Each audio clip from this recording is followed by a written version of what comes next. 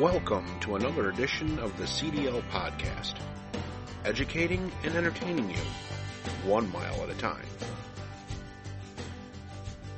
Today I'm going to be talking about the Drug and Alcohol Clearinghouse, which goes in effect today, January 6th, 2020.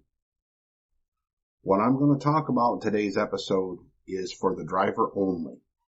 This is not for the actual companies or anybody else that's going to be using the Alcohol and Drug Clearinghouse. This is just from the driver's perspective. So let's get right into it. What is the Drug and Alcohol Clearinghouse, and what information will it contain?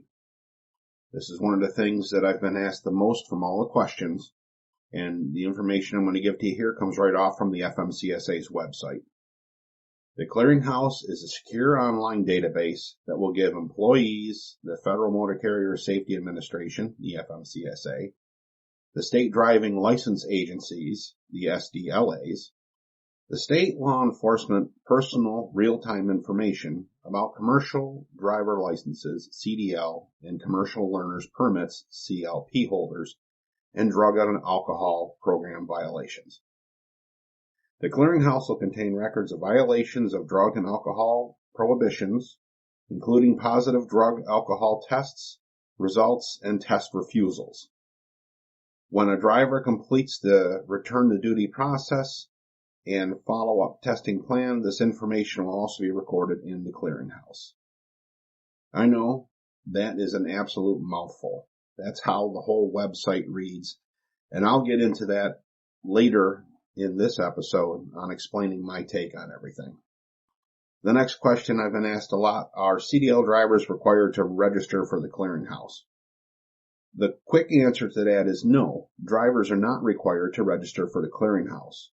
However, a driver will need to be registered to provide electronic consent in the Clearinghouse if the driver or current employer needs to conduct a full query of the driver's Clearinghouse record. This will include all pre-employment queries beginning on January 6th, 2020. Something I need to note here, and I'll cover again later, is a lot of this takes place on and after January 6th, 2020, today. Information that was before today doesn't matter. A driver must also be registered to electronically view the information in his or her own Clearinghouse record.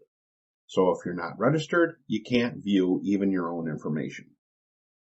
Drivers who registered before today will have their Clearinghouse accounts and contact preferences set up, allowing them to quickly respond to query requests from employers on or after January 6th, today, 2020. Registration is available at the website, which I will include in the show notes. How do drivers sign up for the Clearinghouse? You must complete the registration process before you can respond to an employer consent request or access your driving record in the FMCSA's Commercial Driver License Drug and Alcohol Clearinghouse. You will need to create a login at login.gov and create an account there, which I've included also in the show notes today. Accessing the Clearinghouse requires the creation of an account within the login.gov website, a shared service that offers secure online access to participating government systems, including the Clearinghouse. If you do not have a login.gov account or you would like to create one, you will need to follow the steps listed there, and I've included a link to that portion of it on the FMCSA's website. Does the final rule change any of the existing drug and alcohol program requirements? No. The final rule does not change any existing requirements in the U.S. Department of Transportation, the DOT, in any of their procedures for transportation, drug, and alcohol testing. However, and this is something that not everybody's talking about, on December 23rd of 2019, just last month, the FMCSA published a request for comments on the ICR requiring that the Drug and Alcohol Clearinghouse information would be there. The renewal of the ICR would allow the FMCSA to continue and collect user contact information during the Clearinghouse registration process.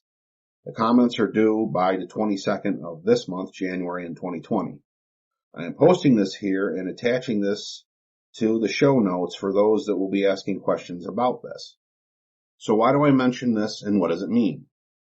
Based on the results of 2018's FMCSA Drug and Alcohol Testing Survey, the positive rate for controlled substances random testing went up 1%. Because of this increase, the agency raised the minimum controlled substance testing percentage rate. The minimum random alcohol testing percentage will remain at 10%. So just as you're reading in different places, nothing changed there. But what did change, and what it does mean, is that the FMCSA will increase the annual random drug testing rate for 2020. The current rate was at 25%. It will now be increased to 50% for all CDL drivers. So expect, if you haven't been randomly drug tested, that your chances are now 50-50 that you will be. So all of that information I just talked about is right off from the FMCSA's website. It reads like an instruction booklet. It's not easy to follow, and it can even get somewhat confusing. So here's Tim's take on everything here. The first thing is you have to register yourself and not have somebody else do it for you. The FMCSA specifically says that you cannot have somebody else register you. So you are going to have to take it upon yourself to look in the show notes, go to the FMCSA's website, and register yourself. Something that a lot of the other websites and the FMCSA's website is not saying is that you need to have a valid email address. And what I mean by that is you can't use a work email address or a friend's email address. It has to be an email address that is tied to you.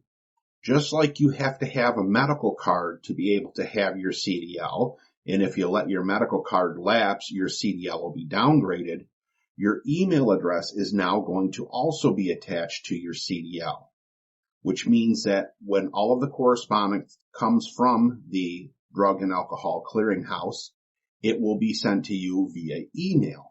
So just like in the case of your medical card, if you don't keep the Department of Motor Vehicles or the Bureau of Motor Vehicles updated with your current address, they will not forward information to you about problems with your license. With the Drug and Alcohol Clearinghouse, you're going to have to keep your email updated and make sure that you check it on a regular basis. Otherwise, your license could be downgraded.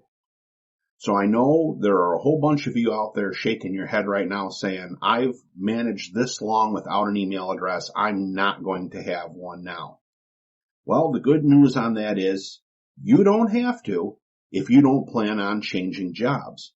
If you plan on staying working where you are right now and not going somewhere else, then you won't have to sign up with your portion of the Drug and Alcohol Clearinghouse.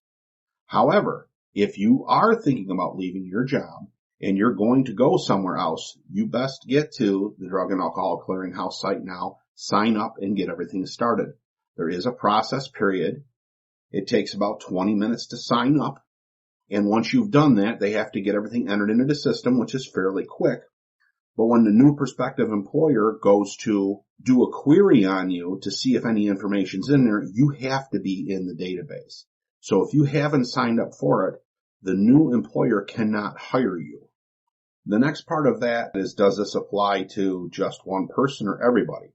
This applies to both owner-operators and company drivers, and if you have a CDL, it applies to you. Some of the other questions that I've been getting here, do past violations that you've had, are they going to be included in the Drug and Alcohol Clearinghouse? Only violations that happen after today, January 6, 2020, will be recorded in the Drug and Alcohol Clearinghouse. Anything happened before today will not be included in the Drug and Alcohol Clearinghouse. So following up on that thought, the next question that I've received is that, what if I find that there's incorrect information in there, Tim? What if they have something listed wrong? Well, the good news is you can dispute that. Just like when you have violations on your CSA and you can file a data queue, you don't need me or somebody else to file that data queue for you. You can go right into the Drug and Alcohol Clearinghouse yourself and dispute whatever wrong information's there. Now note, this is incorrect information. They can adjust incorrect information. They will not remove a violation. So if you refuse to take a alcohol breathalyzer test. That's going to be there. No matter what the circumstances were or how you get them changed, the fact that you refused, it's still going to be there. You can't change it.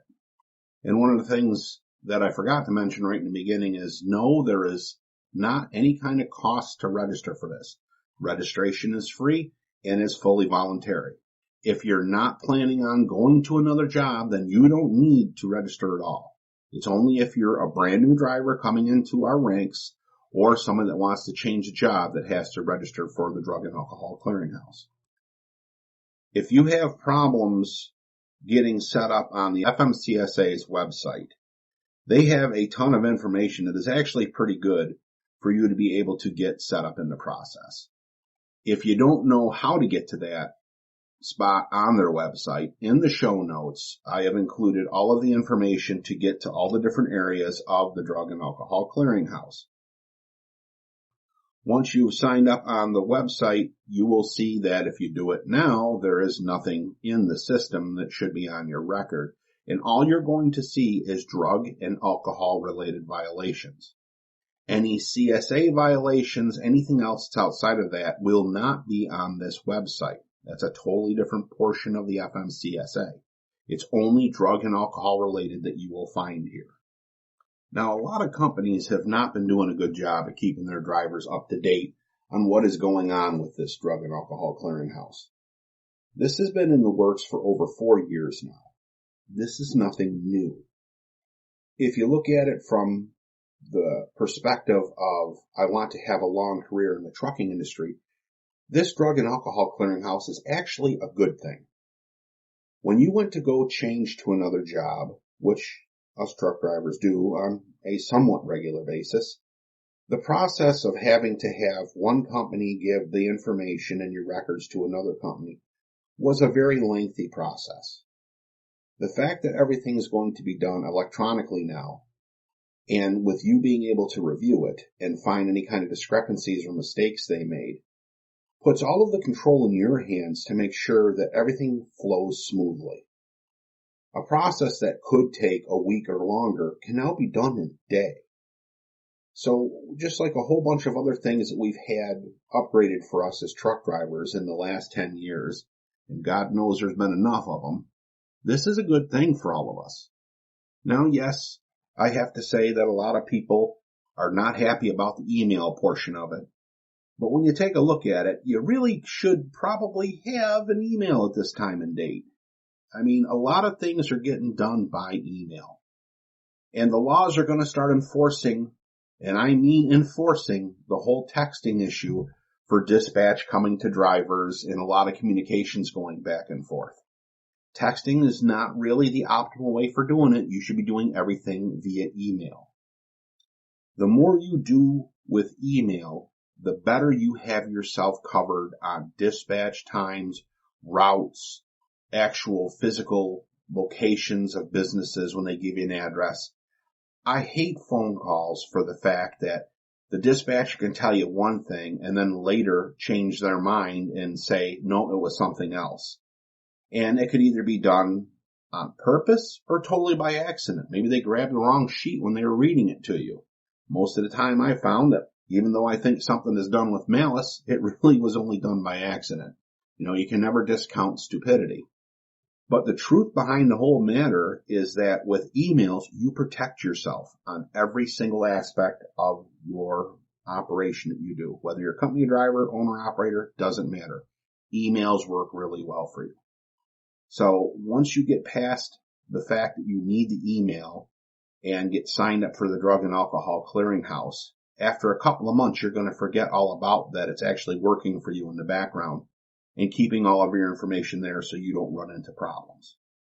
So that's pretty much everything you need to know in a nutshell for the new Drug and Alcohol Clearinghouse at the FMCSA. If you have any questions, like I said, most of them are answered fairly well at this point on their website. It went live today, and I answered the highest questions that I have received from everyone on this. I don't expect to see any other additional things fall out of the scope of this, and they'll make it work better as time goes on. Since everybody is scrambling to get onto the Drug and Alcohol Clearinghouse now on their website, expect delays, expect it to act laggy, slow, heck, even expect it to crash. We know how it worked really well with Obamacare in the beginning, so with all of the drivers scrambling to try and get on there because they believe they have to register, expect some delays. But once this is done, once the initial rush has gone by, it's going to be just like everything else you have to do. Just another step that takes up your time that you don't get paid for, but is a requirement of your job. You're used to putting up with a lot every day. This is just one more thing to add to that list. So, let's get on to what's going on with the CDL podcast. It's a new year. It's 2020. I've changed hosting providers. As some of you may have noticed, the website crashed, and I've had a hard time trying to get all of the data re-put together on that server. So I've decided to change providers, and we're going with the new setup. If you guys like it, please let me know. It's only a month-to-month contract, so if I don't like what's going on, I can easily change to another provider. But this one seems to have all of the backup features and things that'll work a lot better. And when I started the CDL podcast 6 years ago, it was a lot different world with options then than it is now.